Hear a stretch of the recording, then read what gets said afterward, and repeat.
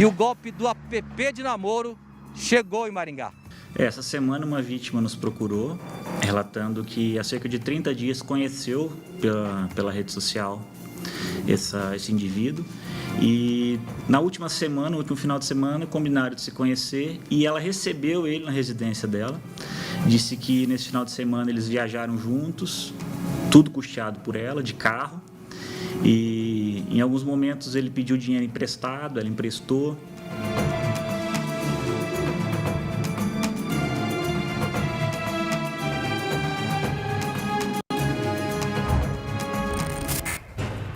O golpe do Tinder. Mulheres bem-sucedidas e independentes financeiramente são as vítimas preferidas dos estelionatários. Hoje, no Balanço Geral, você vai ver o que aconteceu com essas mulheres aqui da nossa região. E mais, bagunça no trânsito da Avenida Colombo hoje cedo. Uma carreta trancou a passagem da rodovia de Maringá para Iguatemi. E o resultado, acidentes acabaram sendo registrados. E ainda... tristeza. Motociclista de 21 anos é mais uma vítima do trânsito em Maringá. Dados da Secretaria de Mobilidade mostram que em menos de 2 meses, 5 pessoas morreram no trânsito da cidade. Os detalhes você vai ver daqui a pouco com o registro de mais um acidente. E os velhos novos pontos de ônibus de Maringá. Quem depende do transporte público sofre com a falta de manutenção e de cobertura em muitos desses abrigos da cidade. Os detalhes daqui a pouco e ainda desmoronamento em comércio.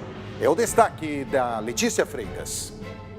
Um teto desabou em uma empresa aqui no centro de Marialva. De acordo com a Defesa Civil, 7 pessoas estavam dentro do estabelecimento. Já já eu trago mais detalhes no Balanço Geral. Na sequência do Balanço Geral você vai ver também uma intriga familiar que acabou em morte. Evandro Mandadori. Daqui a pouco aqui no Balanço Geral Maringá, uma entrevista completa com o Celso Aparecido Neuberg. Celso foi vítima de uma tentativa de assassinato na cidade de Sarandi. Ele estava dormindo quando uma pessoa invadiu a casa e desferiu 7 facadas contra ele. E pior, ele acredita que tenha sido a ex-companheira dele e mãe da filha dele que teria mandado o homem até a casa para cometer o crime.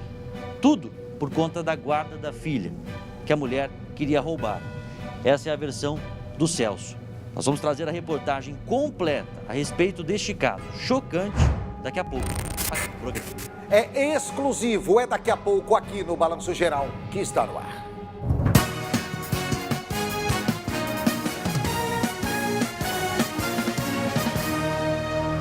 Olá, muito boa tarde para você. Hoje, sexta-feira, sextou, 11 de fevereiro, está no ar o Balanço Geral. E a partir de agora é sexta-feira. Vem comigo. Fim de semana Começou! A partir de agora estamos juntos no nosso Balanço Geral. Eu sou o Nader Kalil, nesta sexta-feira, 11 de fevereiro, dia do meu amigo zelador. A você, zelador, que nos acompanha, que nos assiste, que nos prestigia, que nos acompanha principalmente aí no seu ambiente de trabalho. Obrigado pelo carinho, pela companhia e seja bem-vindo ao Balanço Geral dedicado a você. Também não posso esquecer, hoje dia 11, dia de Nossa Senhora de Lourdes, dia da primeira aparição de Nossa Senhora de Lourdes. Então é comemorado hoje também aos devotos de Nossa Senhora de Lourdes. O nosso dia, né? Para muitos também que dedicam a Nossa Senhora de Lourdes as orações, que a sua proteção divina nos conceda aí as bênçãos nessa sexta-feira. Vamos que vamos com o Balanço Geral. Vem comigo que começamos hoje falando do que aconteceu no final da tarde de ontem. O teto de uma padaria desabou em Marialva. 7 pessoas estavam no local. 3 conseguiram correr. 3 ficaram feridas de forma leve. Mas o proprietário acabou ficando ferido em uma condição um pouco mais grave. Foi necessário resgate por parte do Corpo de Bombeiros e do Serviço de Atendimento Móvel de Urgência. Letícia Freitas esteve lá e traz as informações. 2 pessoas ficaram feridas, um homem que seria o proprietário e uma cliente que no momento estava pagando a conta para ir embora.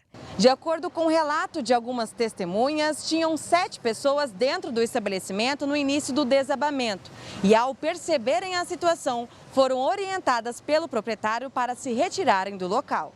As testemunhas também contaram que o desabamento teria começado na cozinha, onde algumas funcionárias estavam trabalhando.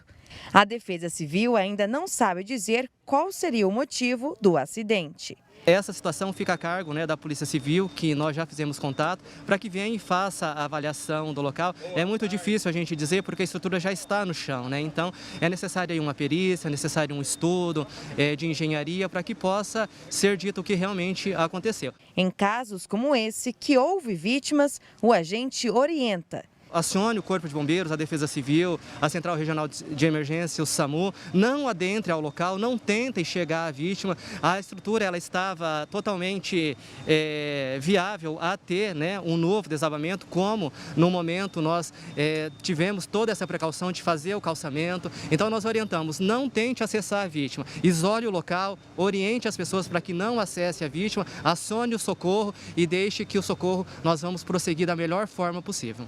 E principalmente, se você for começar uma obra, não deixe que as pessoas frequentem o local. A gente viu ali nas imagens que há um container, ou seja, o local estava já para começar uma reforma pela informação que nós recebemos. E nesse caso, o proprietário, nós vimos ali que precisou ser socorrido, mas mesmo que já tenha começado essa obra, ou se ia começar essa obra, se havia necessidade, deveria ter isolado o local. Felizmente, não tivemos vítimas fatais ou graves, necessitando aí de um atendimento mais específico com risco de vida. Apenas o proprietário que teve uma lesão grave na perna, mas sem perigo de vida. Mas mesmo assim, alguns cuidados são necessários, principalmente se for começar a reforma. A gente viu que tinha um container ali no local. Agora vem comigo que nós vamos falar de um incêndio em uma residência. Foi em Paysandu. A nossa equipe acompanhou o trabalho das equipes de resgate, principalmente porque a residência estava abandonada. O que teria levado a esse incêndio, já que ela estava para ser alugada e não abandonada? O proprietário teria colocado o imóvel para alugar. J. Júnior esteve no local e você vê agora na tela do BG. O incêndio mobilizou equipes do Corpo de Bombeiros que saíram de Maringá para prestar o socorro. A ocorrência foi no extremo oeste de Paysandu, no Jardim Petrópolis, na tarde desta quinta-feira. A primeira informação que nós recebemos que era um incêndio em residência aqui em Paysandu. Nós deslocamos do posto do Maringá Velho. Em sequência veio uma equipe da central para dar o apoio para nós. A residência estava sem habitantes, A residência desabitada. Seu Sebastião mora em frente à casa que pegou fogo. Ele conta que foi tudo muito rápido. Eu estava lá dentro, de lá eu vi a fumaça, vim ver, já estava tudo pegado fogo aqui em cima. Lá. É muito rápido, né? É rápido demais, Porque deve ser forro ali dentro. Os bombeiros levaram mais de 30 minutos para poder controlar o incêndio. Depois de apagar as chamas, eles acabaram por derrubar a estrutura de madeira que oferecia risco de queda. Para quando então uma avaliação for feita pela Defesa Civil, nenhuma das pessoas que aqui estiverem correr algum tipo de risco. Uma informação importante está sendo investigada agora, de que algumas crianças estariam brincando aqui nessa propriedade e há aí a suspeita delas mesmas ter colocado fogo em algum móvel ou objeto que veio a se espalhar e ter esse resultado, o consumo completo da residência. A molecada que viu pegou fogo, saiu correndo lá dentro, tinha uma meia dúzia de criançada lá dentro, brincando lá. O imóvel foi interditado pelas autoridades para que uma perícia seja realizada e esclareça como o fogo começou. Tá aí, as explicações agora a gente vai acompanhar a partir do momento que a perícia do Corpo de Bombeiros estiver acompanhando diretamente esse caso. Tira essa imagem que está no fundo aqui, traz o Brunão para mim aqui no nosso link para eu dar boa tarde já para ele. Passamos do meio-dia, Bruno, boa tarde para você, bem-vindo ao Balanço Geral de sexta-feira. O meu último Balanço Geral com você, porque a partir de segunda-feira, nosso querido Salsicha está de volta e ele me encontrou ontem e me disse que quer conversar contigo pessoalmente no estado que você deixou a casa dele, tá bom? Só esse recado eu quero dar para você. Bom dia. Bom dia ou boa tarde, Nada, para você e a todos que nos acompanham. Sobre isso eu vou conversar com ele com calma depois, eu tenho algumas explicações para dar, viu? Mas e a gente se encontra em outros balanços gerais, cidades alertas aí da vida, com certeza, não tenho dúvida disso, viu? Com certeza, principalmente o Cidade Alerta, eu acho que o Brunão vai acabar indo parar no Cidade Alerta depois que o Salsicha voltar, mas não vou falar disso agora. Vamos falar da operação da Justiça Federal, porque a Justiça Federal condenou 65 pessoas por participação em um esquema criminoso de importação de mercadoria clandestina. E o Bruno tem as informações pra gente. Bruno? E era um esquema gigantesco, viu, Nader? De acordo com a Polícia Federal, essa organização movimentava cerca de 3 bilhões de reais todos os anos em mercadorias contrabandeadas do Paraguai. Essas mercadorias, elas eram todas feitas com aviões, né, de forma aérea. Eram anabolizantes e também produtos eletrônicos que vinham do Paraguai aqui para o Brasil. E tinham alguns pontos, né, onde essas aeronaves, aliás, acabavam pousando. No caso, Paraná, São Paulo e também Minas Gerais, em pistas clandestinas. Esse caso ganhou bastante repercussão quando uma dessas aeronaves foi obrigada a fazer um pouso forçado ali no aeroporto de Paranavaí, depois que foi atingida por aviões da FAB, né, da Força Aérea Brasileira, enquanto retornava do Paraguai. Então, nessa operação foram até o momento condenadas 65 pessoas, viu? Entre essas pessoas, agentes da Polícia Federal e da Polícia Civil de São Paulo. Aqui em Maringá também teve gente presa, viu? Era um piloto que acabou sendo detido. Não só aqui, mas também em Paranavaí, Loanda, Amaporã, Foz do Iguaçu e também na cidade de Londrina. Algumas condenações, elas chegam a 19 anos, 8 meses e 20 dias. Lembrando que nessa operação, além das pessoas presas, também foram apreendidos 112 automóveis, entre eles alguns automóveis de luxo, 11 aviões, imóveis, joias e também dinheiro. Uma mega operação aí feita pela Polícia Federal. Não, e o detalhe que você falou, né? Começou em 2016 aí essa operação descobrindo policiais civis, policiais militares, policiais federais envolvidos no esquema. A aeronave saía de Salto del Guairá para Paranavaí, de Paranavaí esses produtos distribuídos para os empresários que tinham lojas aí no eixo Rio, São Paulo, Minas Gerais. Impressionante, Bruno, como chama a atenção, como nós dessa região, que envolvendo Paranavaí, Salto del Guairá, aqui e a região de Maringá, eles acabam aliciando muitos pilotos para essa área para o transporte de drogas e produtos ilícitos e contrabando. Acaba se tornando uma rota, principalmente, e a gente já mostrou isso aqui no Balanço Geral, com o uso de aeronaves, né, Bruno? Exato, né? Tem alguma frequência, inclusive, em alguns lugares onde a polícia chega e realmente tem essas pistas clandestinas aqui que são descobertas justamente por ser uma rota. Quando a gente pensa nesses produtos que saem do Paraguai, a gente pensa justamente nas rodovias, por ser realmente essa rota do Paraguai para São Paulo, para Rio de Janeiro, para outros estados, mas quando a gente fala em aéreo, também acaba se tornando uma rota para esses contrabandistas, essas grandes organizações, né? Legal, Bruno, obrigado pela participação. Daqui a pouco o Bruno volta conosco, trazendo mais informações conosco aqui no Balanço Geral. Agora vem comigo que nós vamos falar de uma situação que envolve a contratação de uma empresa para a manutenção dos pontos de ônibus aqui de Maringá.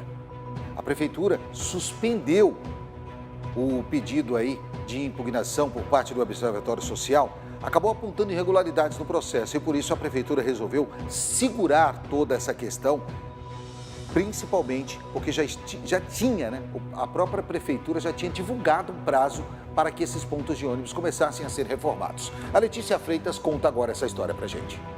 Mais de 3 milhões de reais para manutenção ou substituição dos pontos de ônibus de Maringá. Esse é o valor que a Prefeitura pretende pagar para a empresa que vencer a licitação desse serviço. Hoje, Maringá tem 2.340 abrigos de ônibus e nos últimos 2 anos foram instalados 421, mas muitos ainda são descobertos.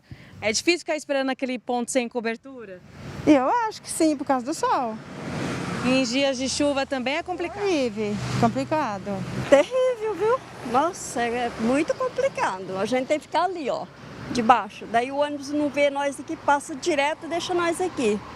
O pregão eletrônico para contratar a empresa que vai fazer esse serviço estava marcado para esta semana, mas foi suspenso pela Prefeitura após questionamentos do Observatório Social. Então, nós observamos que, primeiro, havia uma programação de um número de pontos por tipo, né, de ponto e não havia referência à localização, nem como a Prefeitura chegou nessa quantidade de pontos a serem reformados. Uma outra questão que nos chama a atenção é que, em alguns serviços, não há a separação entre o que é material e o que é mão de obra, então não existe uma planilha de custos separado, e quando a gente faz a cotação do valor do material, o valor é muito pequeno em relação ao total do item, então isso faz com que o valor da mão de obra fique muito alto. também chamou muito a atenção que se nós compusermos os valores de reforma dos itens que constam no edital, tudo que poderia ser reformado em um ponto, o valor chega muito próximo ou até ultrapassa o valor de um ponto novo. Então, isso chamou a atenção para a gente também. Nós fizemos um pedido de impugnação, protocolamos na prefeitura e foi acatado e a licitação ela está suspensa. O Observatório Social diz que faltam informações no edital apresentado pela Prefeitura e pede que o município apresente o mapeamento dos locais onde os pontos vão ser substituídos ou reformados, além de um levantamento para avaliar se o valor da reforma é igual ou maior que o preço de um ponto novo e também o custo do metro quadrado para a construção de calçadas. E uma questão que chamou muito a nossa atenção foi um dos itens que aparentemente existe um sobrepreço. Por quê? É para a construção de uma calçada, construção de calçadas, né? E aí está lá o valor de R$ 2.070 por metro cúbico e nós constatamos que a prefeitura empenhou o mesmo serviço, da mesma forma, agora em janeiro, por R$ 320. Então, uma diferença muito grande de valores, né? As empresas que iriam participar do pregão não tinham informações suficientes e, por isso, acabaram não apresentando orçamento. Empresas de fora de Maringá não conseguiram apresentar a proposta porque não conseguiram, com base no que estava no edital, fazer uma proposta para atender aquilo que estava no edital por falta de informações suficientes para formular uma proposta. Então, neste momento, o que vocês esperam da prefeitura? Bem, nós fizemos a nossa manifestação, né? A prefeitura ela fez a suspensão e agora nós aguardamos que ela faça a reavaliação, né, do edital e que quando esse edital se voltar, que ele volte aí com mais informações, com esse detalhamento de serviços e se isso não ocorrer, nós novamente vamos nos manifestar. Olha, é imprescindível o trabalho do observatório. Antes de falar do observatório, a respeito dessa nova licitação que foi suspensa, a prefeitura diz que não vai se manifestar, mas também precisa? Diante de tantos apontamentos de um órgão que não é público, levantando diversas possibilidades que demonstram uma certa obscuridade, é óbvio que a prefeitura não vai se manifestar, porque ela vai atacar aqueles dos seus. Mas se a prefeitura quisesse realmente passar a transparência, chegaria agora e ia dizer, deixa eu deixar bem claro, estou falando prefeito, tá? Estou falando em geral, prefeitura, órgão responsável pelas licitações. Está claro que a licitação, ela não estava clara como deveria ser. Esse é o primeiro ponto. Segundo, empresas de fora que poderiam fazer com que o custo dessa obra fosse mais baixo para os cofres públicos, não tinham como participar porque tinham um desconhecimento da falta de, mais uma vez repito, clareza do processo licitatório. E terceiro, observatório é necessário em todos os municípios. Se tivermos fiscalizadores diante das obras públicas dos municípios, nós vamos ter um pouco mais de respeito com o dinheiro público. Parabéns ao observatório. Se não fosse o observatório, temos uma licitação com preços, condições